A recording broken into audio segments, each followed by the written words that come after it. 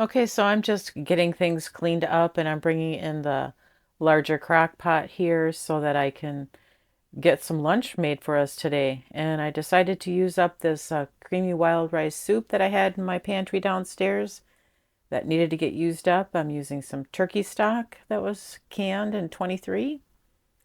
And then I'm also using up that last can of chunk chicken breast that needed to get eaten up that was downstairs too. So that's what I'm going to be putting into this chicken and wild rice soup, and I'm using that packet, so it'll be easy. And as you can see here, I'm reading the directions and called for 8 cups of water, but I'm going to use some of that turkey stock, so I'm getting 4 cups of water, and then uh, you'll be seeing me also putting in the turkey stock as well.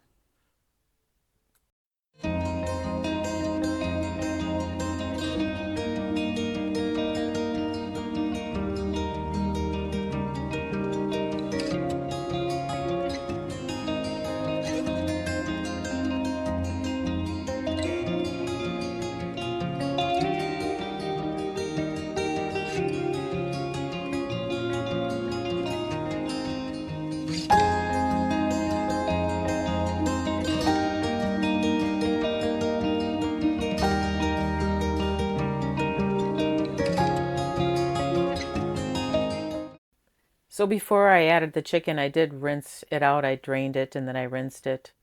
Canned chicken tends to have kind of a tinny taste, so that's what I did here. And then I just got it stirred in. Then I turned on my crock pot. I set it to low for 6 hours. And then I'm just going to go back periodically through the day and stir it up. That's what it looks like before it gets all heated through.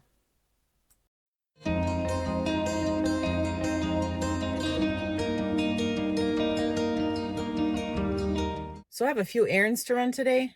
I'm going to be stopping at the thrift store, dropping off some items, and I'm also going to be picking up a Walmart order for pickup. Just a few items that we were in need of. So I'll get back to you when I'm done with that. Okay, so I've dropped off my donations at the thrift store and now I'm off to Walmart. I'm here at Walmart to do my pickup and it looks busy as usual. Pickup has become very famous since COVID. I'll find a parking spot and I'll get back to you when I bring my items into the house. Okay, so I'm back from my Walmart pickup. Like I said, I just got a few things. It did total quite a bit, $141.83. I have it written down right there. I don't have the receipt because it was a pickup, but we'll go through what I've got here.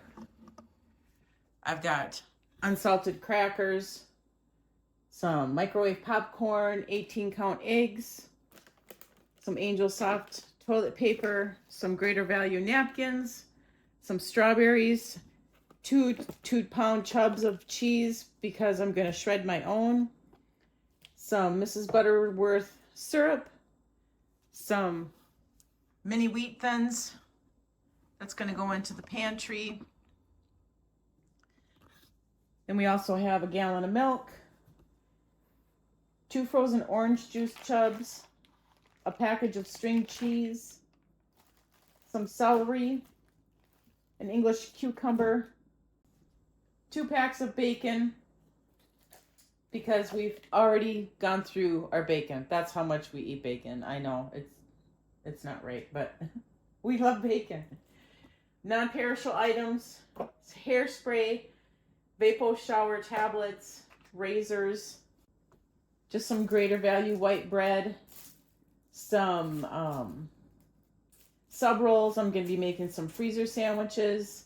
And then in the back here, I'm going to be making laundry soap soon. I'm only missing one ingredient, but I've got the Arm & Hammer Super Washing Soda, the Borax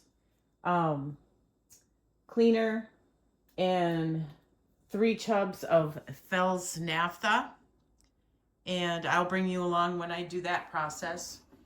But that totaled $141.83.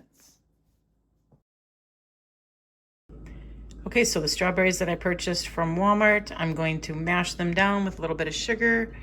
I took out the leftover angel food cake that we had in the freezer, and that is going to be some dessert for us later tonight. And if we need to get some more angel food cake, obviously I'm going to, because you don't waste strawberries.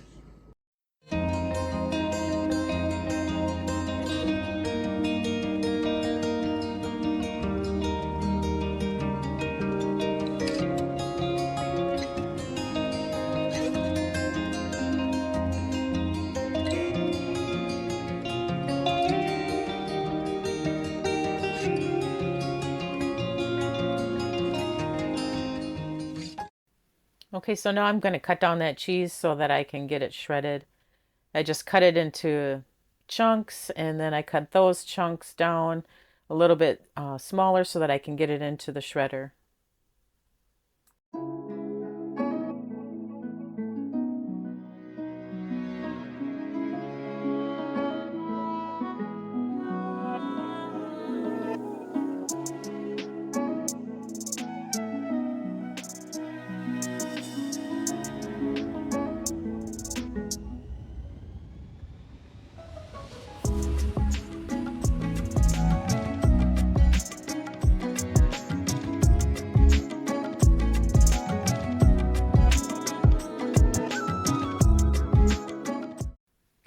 So now I'm just mixing up the cheese. What I have done is I've put in a tablespoon of cornstarch into each bowl, and then I'm mixing it up. The cornstarch kind of helps keep it separated from itself. I know if you buy over-the-counter shredded cheese, you have that white film that's on there. That's actually, I believe, what I've heard is like a wood pulp. So I've seen other people do this with the cornstarch, and so I gave it a try the last time, and it worked out great. So I'm just repeating that process again.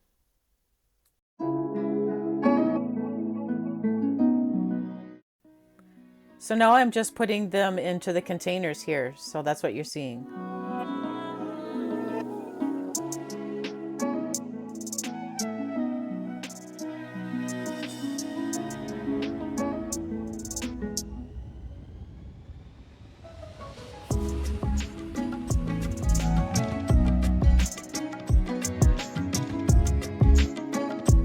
So out of those 4 pounds of cheese, I received 6 containers of cheese. Well, one is half full. And I took out one of those cheese pizzas that I made a while back. I have a video on that. It's in the description below. I usually cook it at 425, 20 minutes, and then I just kind of keep an eye on it and just add time as I need it. And as you can see here, I had to add time. And then there it is. It may look a little dark, but it's okay. It was still good. And then here I am prepping the pans to get ready to make bacon again. I do have a video on that. I'll put it in the description below, but it's just going to go through real fast here, showing you my process of how I do it. But if you watch that video, it'll give a more detailed description on it. But yep, we eat a lot of bacon here, but that's okay, right?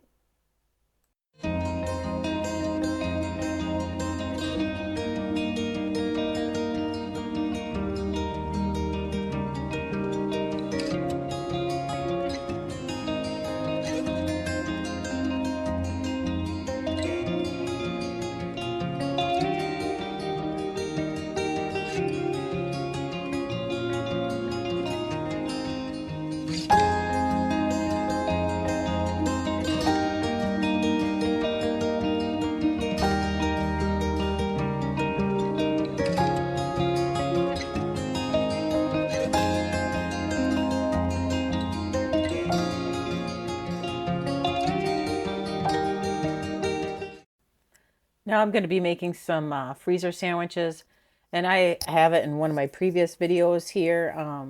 I can't remember which one it is, but I have this issue of lunch meat being wet. It makes your bread soggy, and it's just not appealing at all. So this is what I'm doing here is I'm drying off the lunch meat.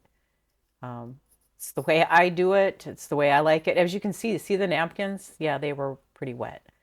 And then here I am just making the sandwiches here.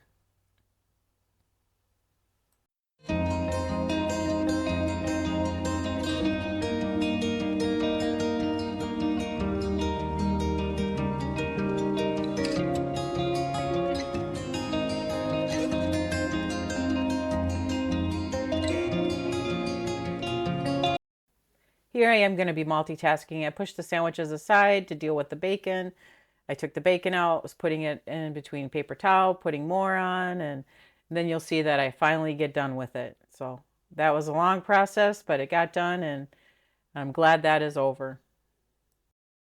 I want to thank you for joining me today in my day in the life. As you could see in the video, I was extremely busy, but I enjoy doing that, and I got a lot accomplished. So I'm pleased. I'm pleased with it.